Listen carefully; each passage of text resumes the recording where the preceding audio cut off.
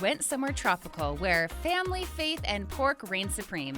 Yep, I went to the Philippines. And joining me this season to help me co-host is my friend, actor. He's handsome, he's talented, he's well-connected, he is hilarious, he has great taste in music, but most importantly, he's Filipino. It is Mucho Garcia. Hey, what's up? I'm Mucho, and I'm from Cebu, Philippines. Shout out to my Cebuanos. Mucho, today we are going to talk about what to do when you go to the Philippines, building the perfect itinerary. But before we get into that, what was it like growing up in the Philippines? Hot. Every day. I love that. So honest. We could never wear like sweaters or hoodies back home. Maybe only at the mall, you know? But what was nice was that we have a lot of like beaches and like waterfalls, and like there's always adventurous spots to go and like things to do. What is this amazing shirt that you're wearing? Oh, this is Beanie. It's our nation's girl group. They're composed of 8 girls, and they're like huge right now. Like all the ads in the Philippines are them. They are like taking over. It's amazing. With you on this island, guided by the grip of your hand, I can feel you holding my world. Have you seen them live yet? Yeah, here in New York. Really? Yeah, they performed at the theater at Madison Square Garden, and it was so fun. Like 90% were Filipinos, and yeah, they were really great. So, do you visit the Philippines often? Do you still have family there? Most of my family is actually still in the Philippines. I have like one cousin in Jersey City, but yeah, most of them are back home in Cebu. The last time I was home was like a year and a half ago. I celebrated 2024, the new year there. Oh, nice. Yeah, it was super fun. I absolutely love the Philippines, and I thought this episode would be a good time to tell people how to plan their trip there. I think what makes the Philippines a little challenging to plan a trip is there's over 7,000 islands, and you get a much better deal on your domestic flights if you book in advance, as do the ferries. So I feel like some countries you can just like show up and kind of play it by ear. I feel like with the Philippines, you kind of have to have a sense of where you're going to go and what you're going to do before you get there. Yeah, for sure. Especially if you've never been before. I feel like it's best if you like, do a little research and So do you want to hear what I did for 2 weeks? For sure. So before the Philippines, I was in Korea. Shout out season 2. So I went from Seoul to Cebu, took a van to Moalboal. Then I took a taxi. Moalboal. Moalboal. Yeah. Thank you so much. Yes, I'm going to be, the emphasis is really hard for me. But you've been doing so good. Like, we appreciate the effort. Yeah. Trying hard. Okay, then I took a taxi and I ferried to Panglao. And we rented a scooter and we saw some of Bohol. Then we took a ferry to Dumaguete. Yeah. To dive at Apo Island. Nice. Then we flew to El Nido, which I think was my favorite destination of the whole trip. Yeah. Then we took a 5-hour van to Puerto Princesa. Yeah, everyone loves Palawan. Yeah, I think it was my favorite. Then we flew to Boracay, not Boracay. And then we flew to Manila. Nice. A day later than planned because Dan was stung by a catfish. Oh my gosh. What's the pain out of 10? Like an 8? An 8? It's pretty bad. Want this foot, Dan? Yeah, we're gonna have to amputate. No. I'll be the peg-legged kiteboarder. Then we spent less than 24 hours in Manila, did a tour, and then flew back to New York City in 2 weeks. That's crazy. No sleep. Bus. Club. Another club. Another club. Plane. Next place. So if I could do it again, I think my problem is when I travel, I don't know when I'll be back to a country, and so I try to do everything. But looking back, not because I didn't like them, but I would cut for time, probably Dumaguete, probably Puerto Princesa, and probably Boracay. I would have spent more time in El Nido, Panglao, and Bohol. Bohol, yeah. Yeah. Bohol's really popular spot now. A lot of people are getting married there. Like, oh, really? A lot of weddings are like happening in Bohol now.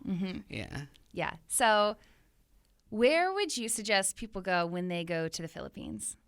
Definitely Palawan. Like, if you like the beaches, that's like definitely the best beach. But they're all pretty good. Like, we have like white sand beaches. Like, even Moalboal is like white sand and like blue water and everything. Yeah.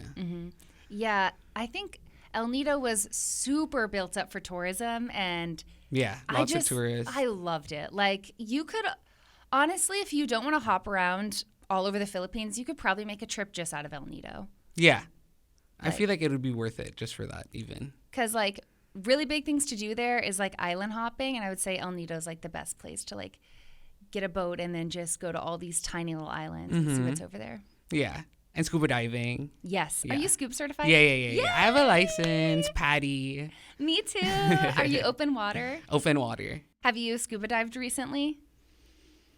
It's been a while. Yeah. Yeah. But I still remember it, everything. Yeah. All of the hand signals. Yeah. And how to grab my thing. And how to clear my mask. And how do you say, I'm okay? Yes. Because this means go up, Yeah. aboard. Yeah, I think diving-wise, Apo Island. There's just, you get to see so much stuff. It's like when so you're under peaceful, there. too. Yeah. People are like, oh, I'm just not, like, athletic enough for that. I'm like, there is... And I like breathing the air. It's like, it's nice. And like, I don't know, you're really like one with the fish. Like I feel like snorkeling, you get to see a lot, but when you're scuba diving, you see like so much more. And the fish do not care about you, like, at all. It's super chill. They're just chilling with you. Yeah. Yeah, I love scuba diving. Do you pee in your wetsuit? I think so. Yeah. Me too. Yeah, the diving was amazing in the Philippines. And if you're too much of a scaredy cat or don't want to scuba dive, you could snorkel. Mm-hmm. Still It's see a still fun, lot. yeah. It's still fun. I still like snorkeling. And I also realized, similar to Guatemala, there are volcanoes in the Philippines. Mm-hmm. And so we also went inside of this cave that's like a sauna, and it smells like eggs because it's heated up by the volcano. And the locals told us, and there were signs, that you can't take a picture inside the sauna because there's a superstition that then it'll stop being hot. Where was this? This was in Dumaguete. Oh, okay. Yeah. I haven't been to Dumaguete in a long time. Yeah. And they were like, how did you find this? Because they were like, tourists never come here. And we're like, I don't know, it was on Google Maps. Nice. But also I have to say that Filipino people are so nice. Yeah. And it helps that English is like, a lot of them will try their best to speak English, even if they're not that good at it. And it's like, everything's in English. Like, I even like I only noticed until I lived here. I was like, oh my God, like even our packaging and stuff is in English, and the signs of the roads. Like growing up, I was just always used to it. But moving here, I was like, oh my God, that's true. Like other countries are like different. Like, Yeah. So it's really easy for tourists, I feel like. I think it's a great reason for Americans to visit the Philippines because not only is it tropical, relatively affordable, fun, friendly. I think what stops a lot of people from traveling is they're afraid of just getting lost or not being able to communicate with people, and that's not an issue in the Philippines at all. Yeah, seriously. And people are like really nice. Do you speak any Filipino? Yeah, I can speak Tagalog and Bisaya, which is like they speak in the Visayas. Okay. Yeah, and some of Mindanao too, yeah. All I learned was thank you, which is salamat. Salamat, yeah. Salamat. Do you have any Mabuhay. Mabuhay. Do you have any other like useful phrases that tourists should know when they go? If you're like saying thank you, you can be like salamat kuya. Kuya is like brother. Or salamat ate, it's like sister. I like that. And how do I say please? I know it in Bisaya, it's palihog. And another thing about the Philippines in general is people are extremely polite, right? Mm-hmm. So like respecting that when you're there. Like even like when talking to like older people, like our friends' mom, like your mom, for example, like if I was in the Philippines, I wouldn't call her like, what's your mom's name? Kari. I wouldn't call her like Kari. I'd have to call her Tita or Tito if it was a boy, because like it just feels like growing up, it feels like in the Philippines you always have to like respect your elders, and like that's just too like friendly to call them on a first name basis. Like it's not like, it feels like it's not respectful enough. Like you have to be like Tito or like, you know.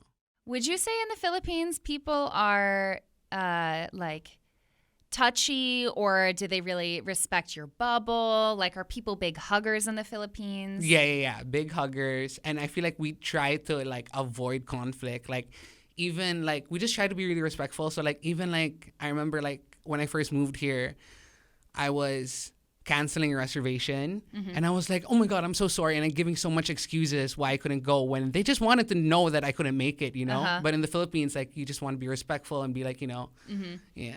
That's funny. In New York, it's like, cool, great. What's your name? Cool. Okay. Yeah, like he was like, so can you make it or not? You know, because I was being like, you know, so like giving all these excuses and stuff. I love that. Oh, also, when you visit the Philippines, I should mention this for the itinerary, you're almost certainly going to fly into Manila or Cebu City. Do you think there's a preference one over the other? Which airport do you prefer? Well, I'm from Cebu, so I definitely just want to fly straight to Cebu. It depends. Like, Manila is really like a city. Like, it's traffic. I mean, Cebu's getting that way too, but Manila is like really city. Like, yeah, we have a lot of stuff there. But I feel like if you're visiting, like especially from a big city from New York, like you'd want to go to the more provincial areas because it's more different like from what you're used to. Yeah. Yeah. So Manila's just, I don't know. Traffic is really bad and terrible. Yeah. I was in Manila for maybe 12 hours. We did a tour. We could not believe the traffic. Like, you're just standstill for like minutes on end. It's crazy. You really have to plan. Like, if you're going to get somewhere, you have to leave like hours before. We're at a standstill. That's what I hate about Manila. It's just the traffic. But it's really like they have a lot of good restaurants. They have like, yeah. Have you been to Boracay? Yeah. I love the nice. sand. It's like powder. Yeah, just hope the weather's good. Yeah. Because the rainy seasons are like, it's either rain or shine in the Philippines, basically. Yeah. Yeah. I went, like I said, end of January, beginning of February, and we got so lucky. It barely rained where we went. Good. Because when it rains, like it can storm. Like they call it bagyo when it back home. And it's like, it's intense, pretty intense.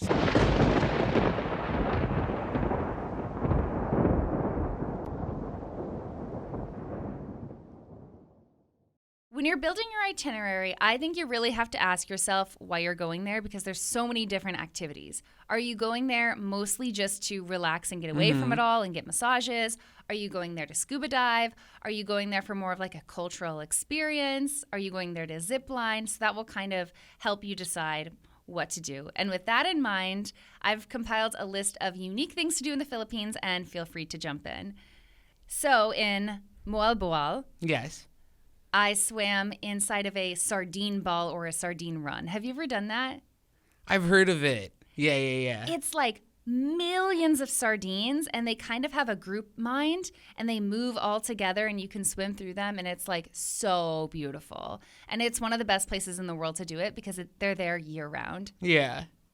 Another fun thing to do is canyoneer. Yeah. I was just going to mention that. Yeah. Oh my gosh. Have you done it? Yeah. So much fun. And the tour guides are like your personal like And you jumped off the videographer. waterfall. Oh, so many. So many. Yeah. Yeah, they had moments where like you're floating and so they like carry you down the stream and then at one point they made me like cross my arms and then they like kicked me off a cliff.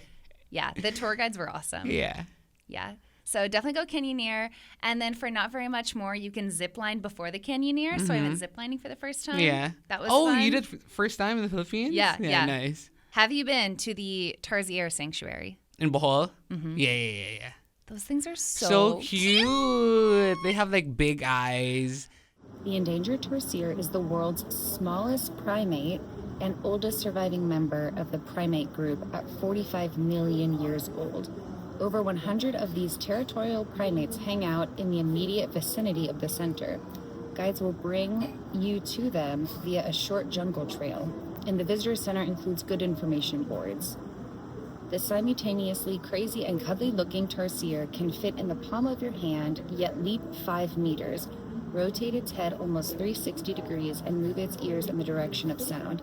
It has huge imploring eyes. It's 150 times bigger than a human's in relation to its body size. So if my eyeball was like as big as my head. And yeah, they're like really native to like the Philippines. Yeah. And they're nocturnal. And so during the day, they're just chilling in a branch. And so you go to the sanctuary, and then the guides are like, hey, don't talk.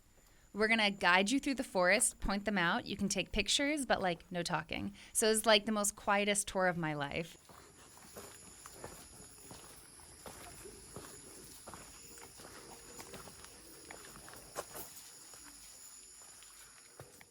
So the same day you do the Tarziers Sanctuary, I would also recommend that you see the Chocolate Hills. Yeah. Have you seen those? Yeah, of course. It's really cool. It's like all these tiny hills. Like, yeah. Yeah, so it's limestone, which is super old coral reefs. And I don't know how, but as they eroded over millions of years, they formed over 1,200 of these perfect little mounds. And they look like little chocolates. So that's why they call them chocolate hills. Yeah. Their exact origin is still debated, but most scientists believe they were formed over time by the uplift of coral deposits and the effects of rainwater and erosion. The largest and most visited concentration is 4 kilometers south of Carmen, site of Chocolate Hills main viewpoint. Views from this perch are indeed magnificent. However, it's highly commercialized, with kiosks selling kitschy souvenirs and an overdose of selfie seekers. I got Dan a $100 drone off Amazon for Christmas, and we got some of the worst drone footage Yeah. ever. I also got a cheap drone and it wasn't good. Yeah, not worth it. Yeah, not worth it.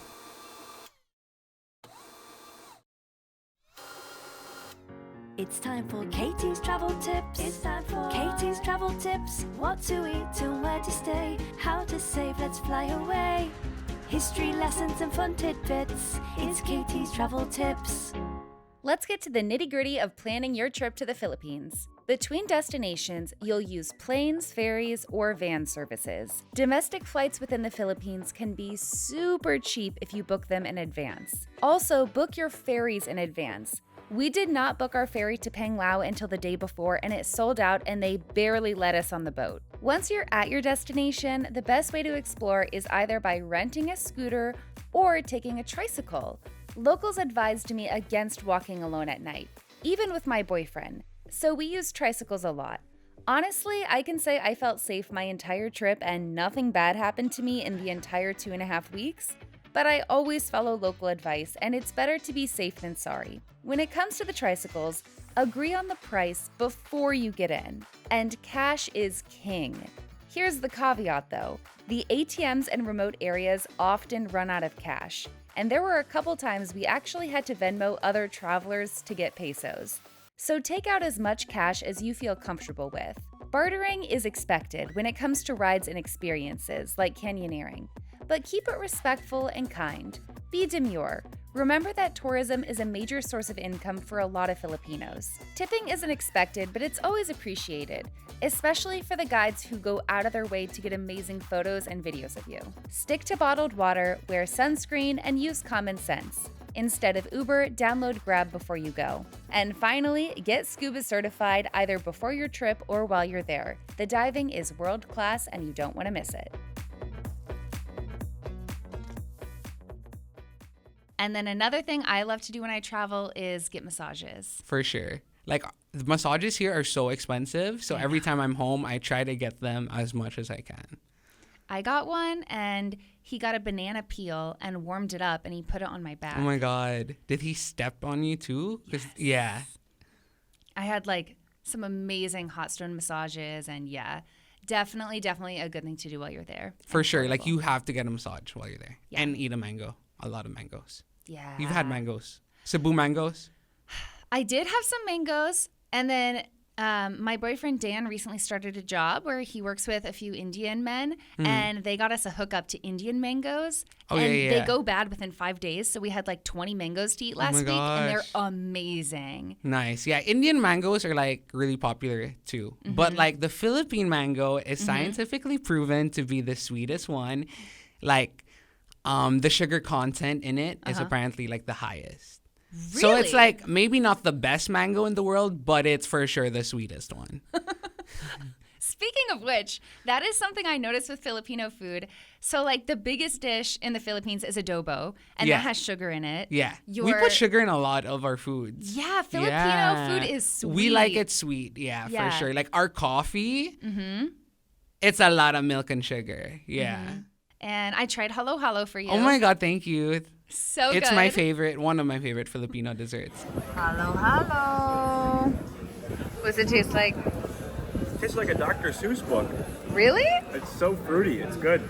So it's like a sundae with a Filipino flair. Yeah, literally translates to mix. And what does it have in it?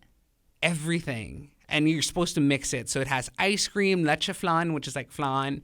It has like nata de coco. Do you know those like, they're like gummy sugar cubes. Oh, yes. It has like those sweet beans too. It has like a plantain sometimes. Like what else? Mine has condensed corn milk, in it. Corn. Yeah, they'll just put whatever Sweet sometimes. corn. Yeah, sweet corn. Cereal. Yeah. Yeah, I've had one with cereal too. It might have Fruity Pebbles on top. It might have whipped cream on top. No, not whipped cream. Oh, no? Okay. Condensed milk though. Okay. Or an evaporated milk, yeah. What are some other Filipino desserts?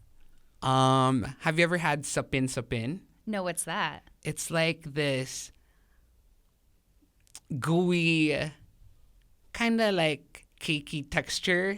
And it's like a sweet like treat dessert thing. And it's really good. It's like ube. It's like really colorful too. Like you should show a picture because it's really pretty. And then also the Philippines are obsessed with ube, which is ube, purple yam. Yeah, and it's really like it's from the Philippines. Like growing up, I would eat so much ube, and when I moved here, I was like, oh my God, I can't get my ube anymore. But nowadays, ube is really having its moment. Like it's everywhere now. Like a lot of cafes, a lot of like ice cream shops like have ube, and it's nice because like it's one of the things that I really missed back home, and now I can have it here too. Yeah. I mean, that's one of the greatest parts about New York City is like there's just so many people from all over the world, and like all of these foods are coming to us, and then it's so easy to be able to try anything you want here. Yeah, for sure. Speaking of which, we just ordered Jollibee, and so we're getting Jollibee for lunch. Yeah, so excited. I'm in Boracay, Philippines. Let's try some Jollibee. I think there's hot dogs in it. It's very sweet. Very sweet. Very sugar in that. This is what looks to be a hamburger patty with gravy on it. And finally, let's try the normal chicken. I give the chicken 9 out of 10. Very good. I like the gravy. And the ice cream, also a 9 out of 10. So I'm addicted to this. Not in a literal medical sense, but I don't think I could live without it. Another thing you can do, I don't know if you have done it, in Puerto Princesa, there's a subterranean river national park. So it's like an underground river with like bats and things. I've actually never been to Palawan, but I was made there, my mom says. Oh, yeah. What does she mean? Like I was conceived. So technically I've been-ish. I see. Yeah. I thought you meant like your soul and your essence. No, you were literally made there. Got it. Love Made that. in Palawan. Yeah. That's hilarious. Okay. And then we'll shout out some other things that I personally didn't do, but you could do in the Philippines. You can go to a rice terrace. Yeah. That's popular. Surf in Siargao. Yeah. You can explore northern Philippines. So I have heard there are tribes there who will give you like traditional Filipino hand-tapped tattoos. Yeah. What's her name? She's like this old Filipino lady, and she does tattoos, and like it's like the ancestor style, and like lots of like people go to her, and she's really picky too. Like she won't just tattoo anybody apparently. Wow. Yeah. I've also heard that you can't choose what the tattoo is. Like Oh, she yeah, just yeah. feels you out.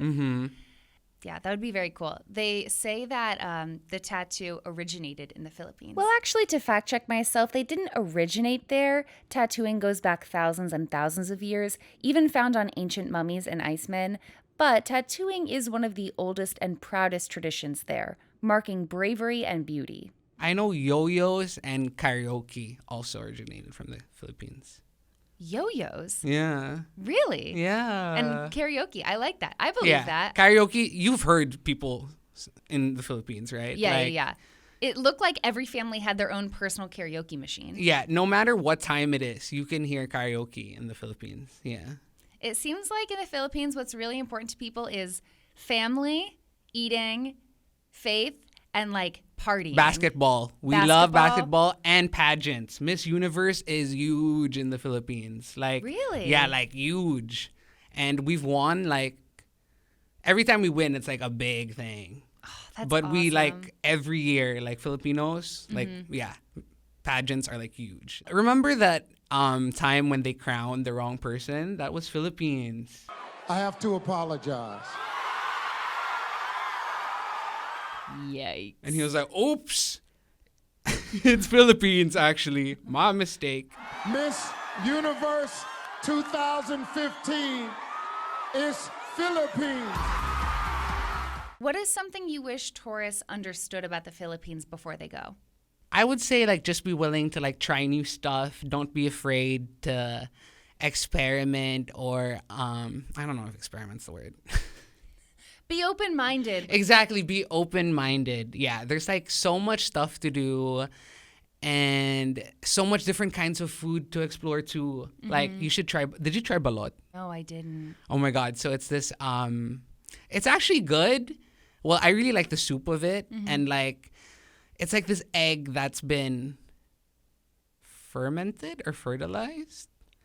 And it's like a duck egg and it's like a cultural food in the Philippines and you literally see the chick inside. Like depends on how many days the egg is old, you can see the chick forming. So the longer the days are, the more formed it is. So I like eating it like with a shorter days because the chick is less developed, because the more developed it is, it starts to have like feathers and stuff and it's kind of grosser to eat. I don't even eat the chick. I just like drinking the soup and like eating like the yolk and stuff. Yeah. And also really big in the Philippines, I don't know how I missed this, but roasting whole pigs. Lechon, lechon. Right? Yeah. So good. Like every Christmas, there has to be a lechon. Yeah. Birthdays. You get the whole pig. The whole pig. The skin is so crispy. Like I don't drink soda, but if I'm eating lechon, I need a Coke with it. Yeah. Because it's like salty. Yeah, it just like balances it out and like, yeah. So this was our guide to planning your ultimate itinerary to the Philippines. Love it. Like I said, I think it's important if you're someone who kind of just flies by the seat of their pants when they travel, Philippines, maybe not the place to do it. It is a very spread out country, over 7,600 islands. So I personally would say have an idea of where you want to go and buy your domestic flights and your ferries ahead of time. And also have some patience. Like we have this thing in the Philippines called Filipino time, where it's always being late. Like Filipino time means like it's late. Okay. And we're used to that. Yeah. So just have a lot of patience because we move a little slower than everyone else. Yeah. Yeah. You're on vacation and learn from my mistakes. I did like 3 too many destinations on this trip, and I need to learn how to be chill and know that I can go back to a country and figure out what I want to do most and then let some other things go because, yeah, looking back, I tried to fit way too much into 2 weeks. Kind of overwhelming. Yeah, it was overwhelming, and then you need a vacation after vacation. So just figure out what you want to do the most. I would say out of everything I said, my favorite things were the sardine run, canyoneering, zip lining, and El Nido.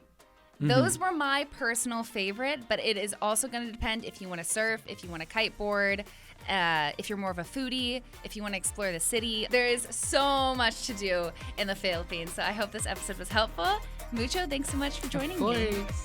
Bye. Please subscribe to the Broad Abroad podcast. Oh, this is amazing in here. It's very important that you leave a review and rate Broad Abroad. The trip has hit its second road bump. Dan has strep throat, but he went to the clinic and he got a round of antibiotics. Dan, how you feeling? Not good. Check in later. Oh, no. They're telling me that my mask was too tight. I'm not really sure where they're getting that. Felt like my face was being sucked into the mask. Hard. I'm actually getting all flavors and it's delicious. Oh, I didn't ever actually have success when I was trying to suck from all three. I was faking it.